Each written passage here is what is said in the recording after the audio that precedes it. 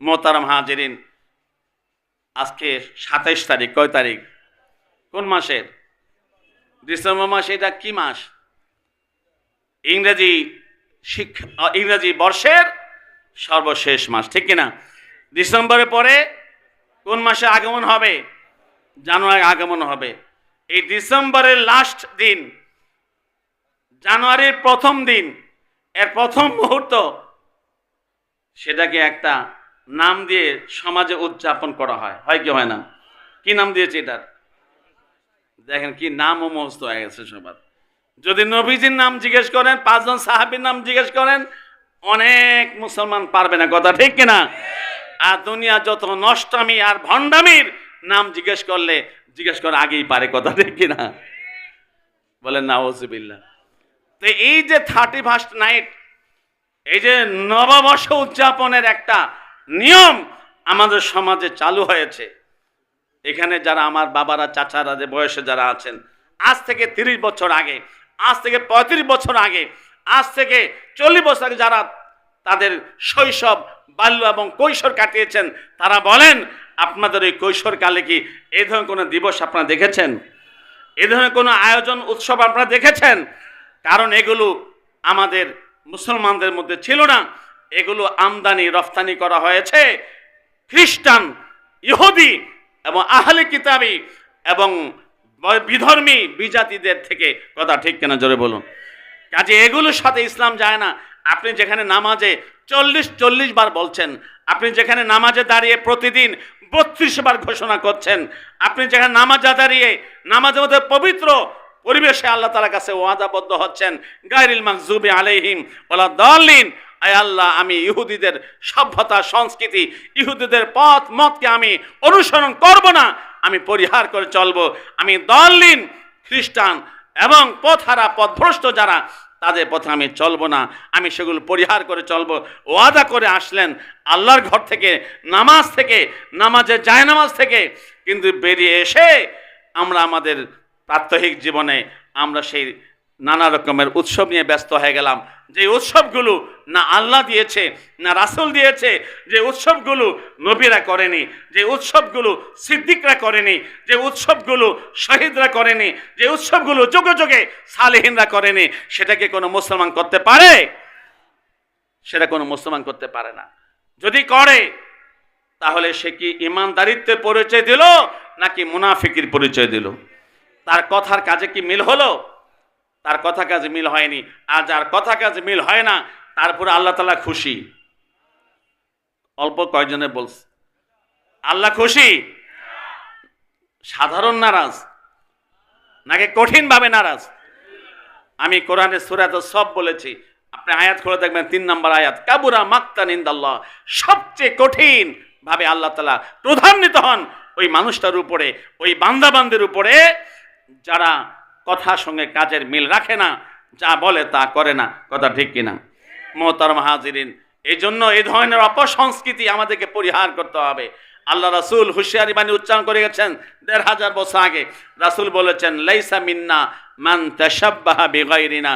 আমরা মুসলিম উম্মাহ, আমাদের উম্মার পথ, আমাদের উম্মার মত, আমাদের উম্মার তাহজিব তামাদ্দুন, আমাদের উম্মার কৃষ্টি কালচার, আমাদের উম্মার সভ্যতা, সংস্কৃতি, আচার আচরণকে বর্জন করে যারা বিধর্মীদের আচার আচরণ গ্রহণ করে, রাসূল বলেছেন সে আর যাই হোক, লাইসা মিন্না, সে আমার উম্মতে মুহাম্মদী অন্তর্ভুক্ত থাকতে পারে না, থাকতে পারে না, থাকতে পারে না। বলে নাউজুবিল্লাহ। মুহতারাম হাজিরিন, এই যে আমাদের সমাজে এগুলো শুরু হয়েছে, একটু বিবেক, একটু বুদ্ধি, একটু যুক্তি যদি আপনি খাটান, তাহলে দেখবেন যে নববর্ষের আগমনে উৎসব পালন করার কোনো যৌক্তিকতা নাই, কোনো বিবেক, কোনো বুদ্ধিমত্তা এটাকে সাপোর্ট করে না। কাজেই বুদ্ধিমত্তার, যৌক্তিকতার দাবি হলো বছরের সমাপ্তিতে আপনি কি করবেন, আপনার গোটা বছরটা আপনি চিন্তা করবেন যে এই যে একটা বছর আমার জীবন থেকে শেষ হয়ে গেল, এই একটা বছরের প্রতিটা ঘন্টায় 60 মিনিট ছিল, প্রতি মিনিটে 60 সেকেন্ড ছিল। আমার এই সেকেন্ডগুলো, আমার এই মিনিটগুলো, আমার এই দিনগুলো, আমার এই রাতগুলো, আমার এই সপ্তাহগুলো, মাসগুলো, এই বছরটা আমার কতটা আমার জন্য লাভজনক হয়েছে, কতটা আমার জন্য ক্ষতিকর হয়েছে, আমি কতটা আমার দুনিয়ার কল্যাণে, পরকালে কল্যাণে ব্যয় করতে পেরেছি, আমি কতটা কাজে লাগাতে পেরেছি, আমি কতটা লাভবান হতে পেরেছি, এই চিন্তাটা, এই হিসাব নিকাশটা প্রয়োজন ছিল কি ছিল না? এটাই ছিল আসলে প্রয়োজনীয় বিষয়। আল্লাহ তাআলা কোরআনে বলেন, ইউকাল্লিবুল লাইলা ওয়ান নাহারা ইন্না ফি যালিকা লাআয়াতিল লিউলিল আবসার। এই যে রাত, এই যে দিন আমি উলট পালট করি, দিন যায় রাত আসে, রাত যায় দিন আসে, এই সময়ের চাক্কা ঘুরে ঘুরে তোমার জীবন থেকে একটা দিন চলে যায়, একটা রাত চলে যায়, এই রাত চলে যাওয়া, আবার দিন আসা, আবার দিন চলে যাওয়া, আবার রাত ফিরে আসা, এভাবে যে তোমার জীবন থেকে দিন যায়, রাত যায়, সপ্তাহ যায়, মাস যায়, বছর যায়, এগুলো আমি এর জন্য দিয়েছি লাইবরাতাল লিউলিল আবসার, লাআয়াতিল লিউলিল আবসার। এগুলোর মধ্যে তোমার জন্য চিন্তার খোরাক রয়েছে, গবেষণার বিষয় রয়েছে, এগুলো নিয়ে তুমি চিন্তা করবে, গবেষণা করবে, নিজেকে তুমি শুদ্ধভাবে যে আমার এই বছরটায় আমি এতগুলো অন্যায় করে ফেলেছি, আমি তওবা করছি, এতগুলো ভালো করেছি, আলহামদুলিল্লাহ আল্লাহ তৌফিক দিয়েছেন, আগামী বছরে আমি অঙ্গীকার করছি, আমি প্রতিজ্ঞা করছি, আগামী বছরের প্রতিটা দিনকে, প্রতিটা রাতকে আমি কাজে লাগাবো। আমি গেল বছরে যেই ক্ষতি করে ফেলেছি, আমার মূল্যবান পুঁজিকে আমি বিপথে, অকামে, কুকামে, কুকর্মে নষ্ট করেছি, বেকার অর্থই নষ্ট করেছি, আমি সেটা করব না। আমি আমার পুরো বছরটাকে আমার সঠিক কাজে, আমার লাভজনক কাজে, আমার কল্যাণকর কাজে আমি ব্যয় করব। এই ছিল হিসাব নিকাশের সময়। কথা ঠিক কিনা বলেন? এখানে নাচবার সময় ছিল না, গাইবার সময় ছিল না। হ্যাঁ, নাচতে পারে, গাইতে পারে তারা, নাচতে পারে, গাইতে পারে তারা যাদের পরকালে বিশ্বাস নাই, যারা বেঈমান। নাচতে পারে, গাইতে পারে তারা যাদের হাসরে ময়দানের চিন্তা নাই, যারা দুনিয়া জীবন আর কোনো জীবনকে বিশ্বাস করে না। কেবল তাদের পক্ষেই সালতামামি আর বর্ষের শেষে, নববর্ষের আগমনে উদযাপনার উল্লাস হইতে পারে কোন ইমানদারের, যারা পরকালকে বিশ্বাস করে, হাসর মাসরকে বিশ্বাস করে, মিজান পুলসিরাতকে যারা বিশ্বাস করে, জান্নাত জাহান্নামকে যারা বিশ্বাস করে, তাদের পক্ষে কশিন কালো আনন্দ উল্লাসের কোনো সুযোগ নেই। কথা ঠিক কিনা বলেন? কিন্তু আজকে তো আমরা তাই করছি। একটা সময় ছিল, একটা সময় ছিল এ ধরনের অপকর্ম, এ ধরনের কুকর্ম, এ ধরনের বিজাতীয় সভ্যতার সংস্কৃতির অনুকরণ, অনুসরণ, অন্ধ উদযাপন এগুলো করত গুলশান বনানী, ধানমন্ডির কিছু কিছু চিহ্নিত ফ্যামিলি। কথা ঠিক কিনা? এগুলো আমাদের সমাজে এগুলো ছিল না, কিন্তু আজকে সেটা বিস্তার হতে হতে একবারে আমাদের গার্মেন্টস শ্রমিক ভাইদের মধ্যে চলে আসছে, গার্মেন্টস শ্রমিক বোনদের মধ্যে চলে আসছে, পাড়ায় পাড়ায় চলে আসছে, গ্রামে গ্রামে চলে আসছে। শুধু চলে আসছে এতটুকু না, বরং এর মধ্যে অবক্ষয়, নৈতিক অবক্ষয়, এবং এর মধ্যে অধপতন, এবং এর মধ্যে দুশ্চরিত্র, অশ্লীলতা, ব্যয়াপনা অনুপ্রবেশ করতে করতে এখন নববর্ষ উদযাপন মানে যাদের টাকা কম তারা হালকা মদ পান, যাদের টাকা পয়সা বেশি তারা দামি মদ পান, যাদের আরেকটু বেশি সঙ্গে কনসার্ট, যাদের আরেকটু বেশি তারা এলাকায় থাকে না, উত্তরা গুলশান বনানীতে বড় বড় হোটেলে চলে যায়। কথা ঠিক কিনা বলেন? এগুলো মুসলমানি? এগুলো মুসলমানি? এগুলো ইমানদারি? কি বলেন? এগুলো নাম ইমানদারি? এগুলো নাম মুসলমানিত্ব? এই জন্য ভাই আসুন, যা হয়ে গেছে হয়ে গেছে, আমরা তওবা করি।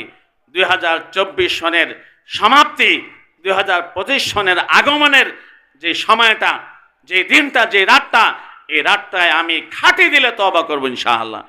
আমার পিছনের ঘাটতি কমতিকে শুধরিয়ে আগামী 2025 সনকে আমি আমার জীবনের সফলতার বছর হিসাবে নেব, আমি আমার ঘাটতি কমতি পূরণের বছর হিসাবে নেব। এভাবে আমি চিন্তা করি। হযরত ওমর ফারুক রাদিয়াল্লাহু আনহু বলেন, হাসিবু ক্বাবলা আন তুহাসাবু।